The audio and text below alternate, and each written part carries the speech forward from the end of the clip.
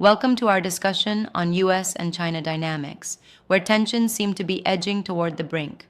We're diving into a panel featuring historical insights and strategic debates on issues like whether we might be staring at a new Cold War. Yeah, right. The conversation really kicks off with the sharp analyses by Niall Ferguson and his panelists. They cover everything from war concerns to the long strategic play between the two powers. Exactly. And what struck me was how, well, they segmented the talk into parts, like war with China, the long game, and then, interestingly, the DNA of China. It feels like they're unpacking not just policy, but deep cultural and strategic identities. Yeah, and it's almost like they want us to understand that there's more to the rivalry than simple military might.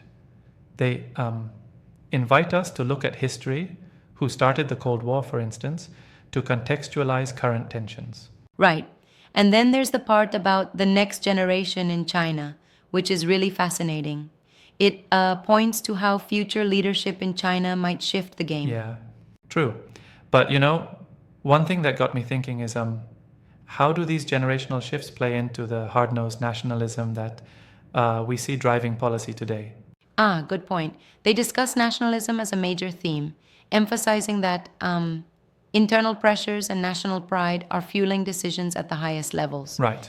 That's something I always wonder about. Is it like nationalism an agile tool they can use to, rally public sentiment even if it risks international conflict?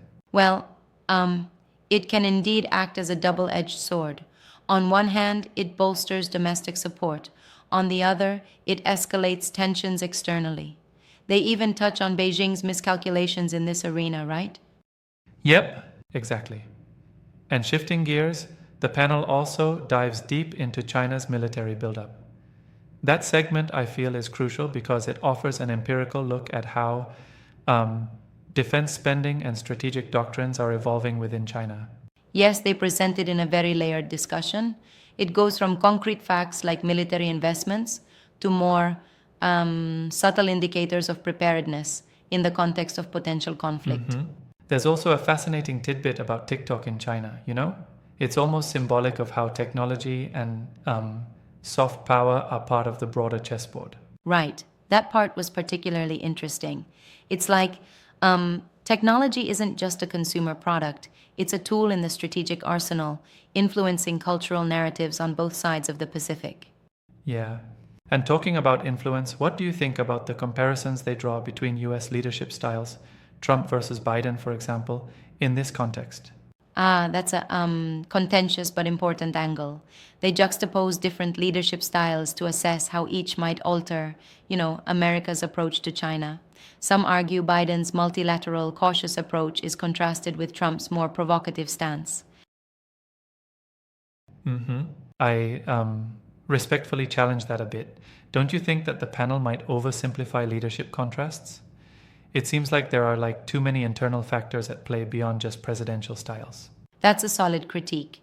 In fact, while the panel discusses leadership differences, it does acknowledge other dynamics, like economic interdependencies and strategic alliances, that critically shape US China Absolutely. relations.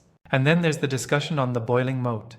It's like they're warning us about how entrenched and self-reinforcing these conflicts might become. Yes, and that analogy of a moat really captures the defensive postures both sides might adopt. It underscores, in a very vivid way, the possibility of a very narrow path to de escalation. And don't forget the part on expectations for China's upcoming policy plenum. That bit had quite a bit of predictive nuance, highlighting potential policy adjustments by the Chinese central government. Absolutely. They dive into how even subtle shifts in policy frameworks might, signal larger strategic recalibrations. It's like even a small ripple in policy could foretell major movements on the global stage. Right. What's also intriguing is how Niall Ferguson uses historical parallels, like drawing lessons from previous Cold War episodes, to forecast the future trajectory. Do you think it's a fair analogy? Well, it's thought-provoking for sure. Historical analogies, like comparing this era to Cold War II, help frame our understanding, but they're not one to one. I'd say the panelists are aware of the limitations. After all, the economic and technological landscapes are so different now.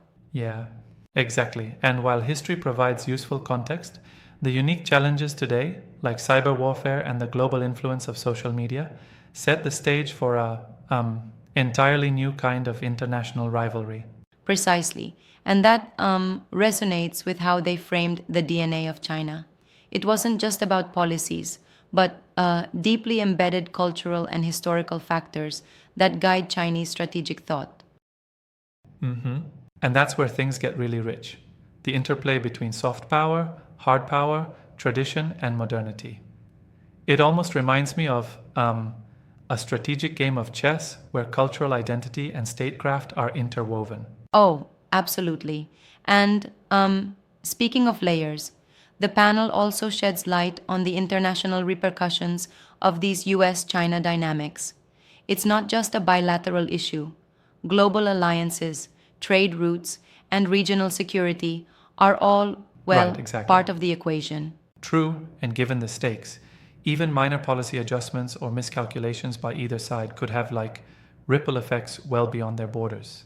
That's what makes this discussion so urgent and so complex. You have historical legacies, modern aspirations, and unpredictable domestic politics all colliding. And, well, it's a reminder that the world is watching these moments closely. It's almost like watching a high stakes chess match, isn't it? Every move is calculated yet inherently risky. Exactly, and it leaves us wondering about the future trajectory. Will there be more cooperation or more confrontation as these dynamics evolve? Yeah, definitely a question we can't ignore. Overall, the panel really underscores that US China relations are not just about conflict, they're about deep systemic forces at work, from nationalism to technological competition.